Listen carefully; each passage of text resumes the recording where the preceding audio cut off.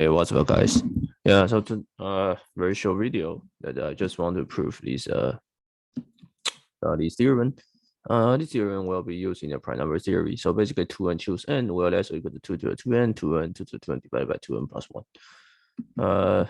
For example, if n equals to 2, you get 2 to the 4 divided by 5, that's equal to 6, that's equal to 2 to the 4. Right, so this is 16. This is 16 divided by 5 is 3.2. Okay, so you can check by yourself that this theorem always true. Okay, why? So let's give the short proof. Hope you guys subscribe to my channel. Okay, so reason this 2 to the 2 and 2n choose 2n. So remember we have the binomial coefficient theorem. So basically you get 2n choose k from 0 choose 2n, right? This is 2 to the 2n. Right, so this will greater or equal to 2n choose n, right? So we prove that the right hand side of this inequality.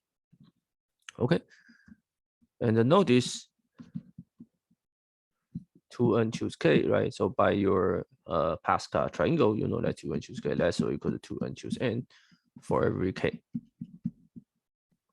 which means that if you summation k from 0 to n, 2n choose k will less or equal to 2n plus 1 terms, 2n choose n, which this guy is 2 to the 2n.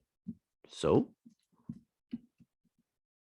2n choose n greater or equal to 2 to the 2n divided by 2n plus 1.